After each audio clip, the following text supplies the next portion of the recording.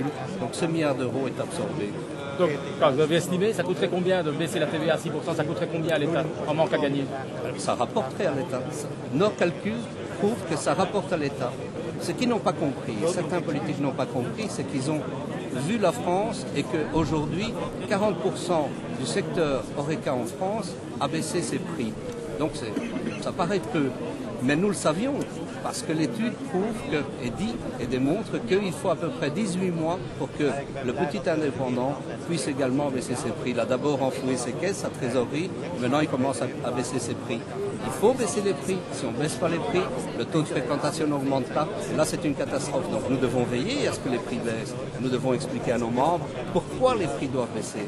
Donc si on fait tout ça, tous ces points, si on crée des emplois, si on baisse les prix, si on donne de l'oxygène à nos entreprises, si on renouvelle l'outil pour être en norme avec l'AFSCA et à ce moment consommer moins, nous donnons de la richesse à l'État.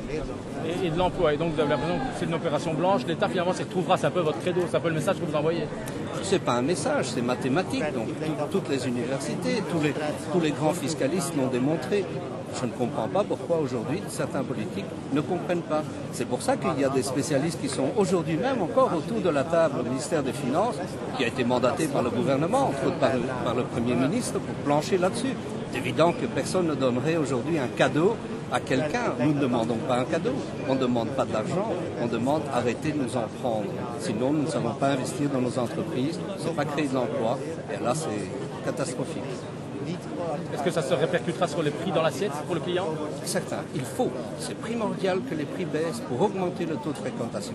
C'est pas, je répète, c'est pas un cadeau qu'on fait à nos clients, c'est le contraire, c'est eux qui nous font un cadeau en venant beaucoup plus souvent dans nos restaurants, c'est vital. Merci.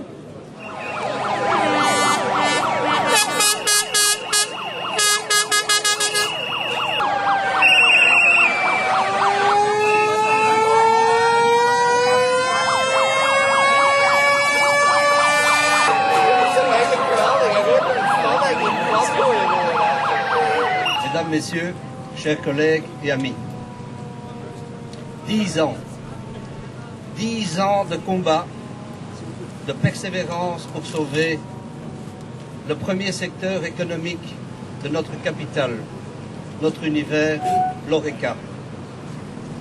Durant toutes ces années, nous avons rappelé la nécessité absolue de faire descendre le taux de TVA à 6% dans la restauration.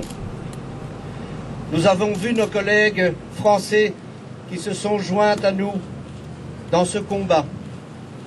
Nous avons tiré la sonnette d'alarme concernant les charges sociales inadaptées à notre secteur et l'impossibilité d'augmenter la citoyenneté de nos entreprises dans de telles conditions.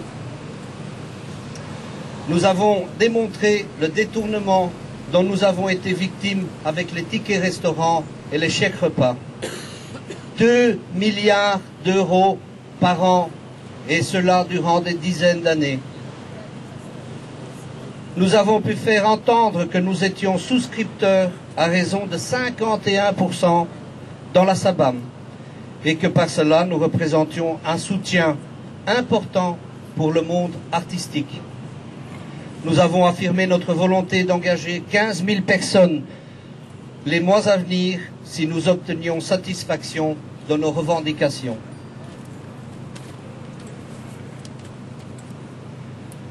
Ces efforts n'ont pas été inutiles. Nous avons pu constater à quel point tous les partis politiques rejoignent notre raisonnement. Nous avons même entendu notre ministre des Finances affirmer qu'il était persuadé que cela ne coûterait rien au Trésor. L'augmentation du volume des affaires compensait la réduction des taux.